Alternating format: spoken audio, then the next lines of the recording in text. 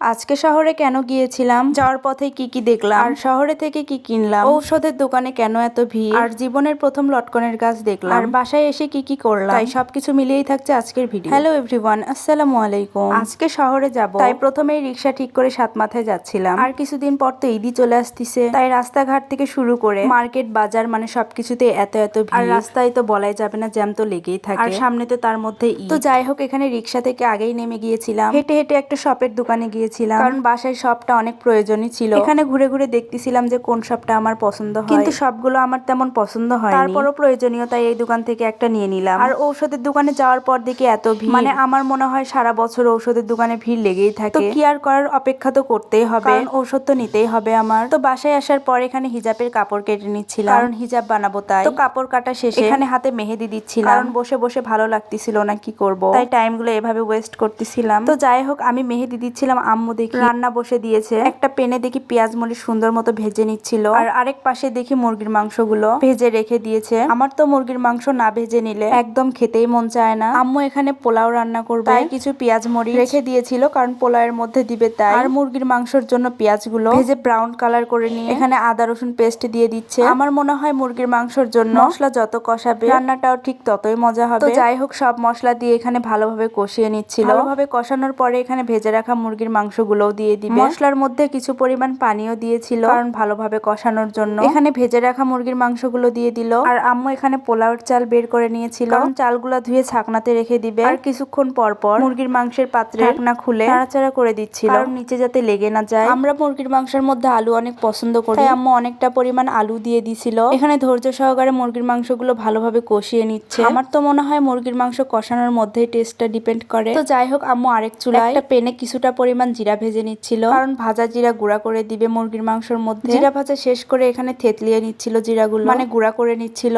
আর আরেক পাশে মুরগির মাংস নামিয়ে ভেজে রাখা জিরাগুলো গুঁড়া করে উপরে ছিটিয়ে দিচ্ছে। আর মুরগির মাংসের মধ্যে জিরা গুঁড়া দিলে টেস্টটা অনেক ডিফারেন্ট হয়ে যায়, মানে অনেক মজা হয়। আর এই পাশে পোলাওর চাল পানি ঝরিয়ে নিয়েছে, আর আরেক পাশে পোলাও রান্না করার জন্য পেঁয়াজগুলো সুন্দর মতো ভেজে নিচ্ছিল। আর পেঁয়াজ ভাজা শেষে পোলাওর চাল ভেজে নেওয়ার পর পরিমাণ মতো পানি দিয়ে দিয়েছিল, আর ঢাকনাটা কিছুক্ষণ পর পর খুলে নাড়াচাড়া করে দিচ্ছিল যাতে নিচে লেগে না যায়। আম্মু রান্না করা শেষ করে বাসার পাশে গিয়েছিলাম লটকনের গাছ দেখতে। আমি জীবনেও লটকনের গাছ দেখছিলাম না, তাই খুবই ইচ্ছা ছিল যে লটকনের গাছটা দেখতে কেমন হয়, আর এই গাছের ফুলটা দেখতে কেমন, আর কোথায় থেকে ফুল হয়। তাই আমি লটকনের গাছ দেখতে গিয়েছিলাম, আর যাওয়ার পর দেখি গাছের গোড়া থেকে এত ফুল। আর লটকনের গাছের ফুল কিন্তু ডালের সাথেই হয়ে থাকে। এখন তো মূলত লটকনের ফুলের সময়, তাই অনেকটা ফুলই আসছে লটকনের গাছে। আজকের ভিডিও ছিল এই পর্যন্ত। ভিডিওটি ভালো লাগলে অবশ্যই লাইক কমেন্ট শেয়ার করবেন, আর কে কে লটকনের ফুল দেখেছেন অবশ্যই কমেন্ট করে জানাবেন। ভালো থাকবেন সবাই, আল্লাহ হাফেজ।